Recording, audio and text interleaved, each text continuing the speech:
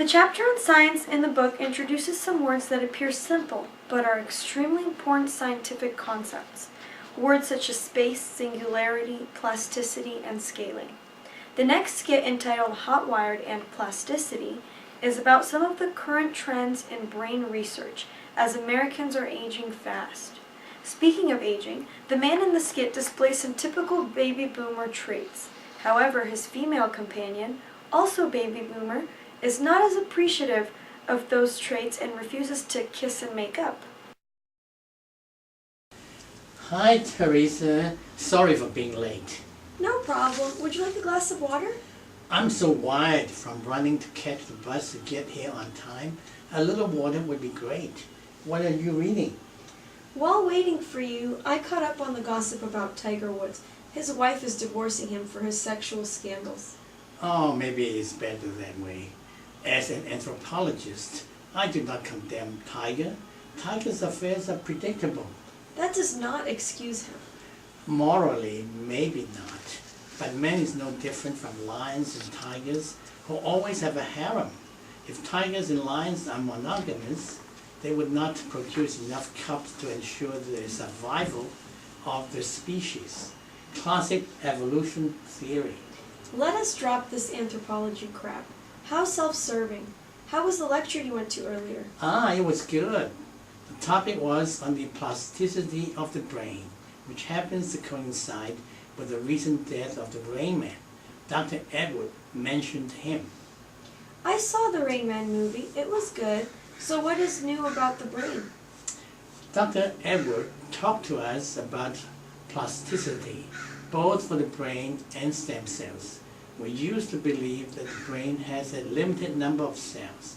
As one ages, the cells die off, and eventually the person loses so many brain cells he becomes senile, or has dementia, or Alzheimer. Then what happened?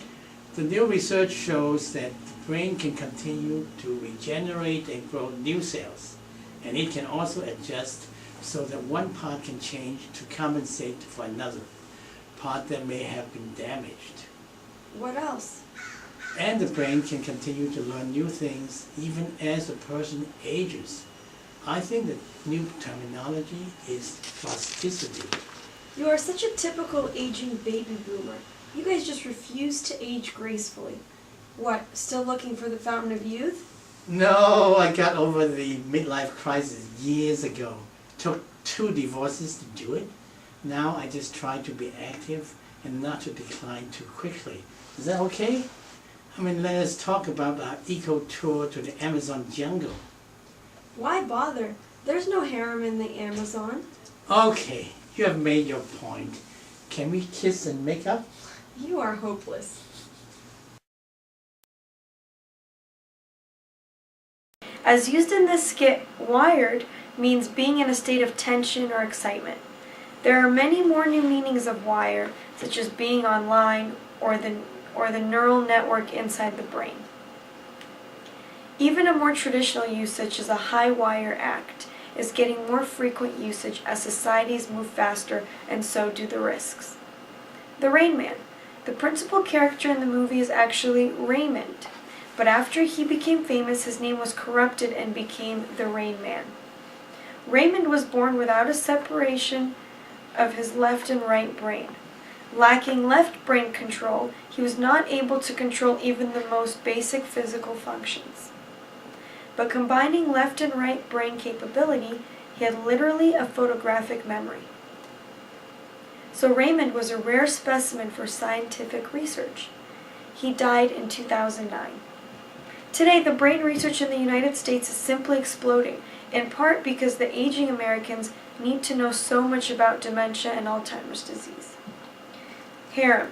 Although the word harem is often used in the context of a king and his horde of women kept in his palace, or harem, anthropologically harem applies to any horde of female animals. In the above skit, Jack is obviously making Teresa angry with his talk of harem because she sees anthropology as just a self-serving excuse by a man who womanizes or engages in polygamy. Jack, on the other hand, exemplifies in the skit the aging baby boomer who does not age gracefully. there is more about the baby boomer, the title of one of the chapters in the book.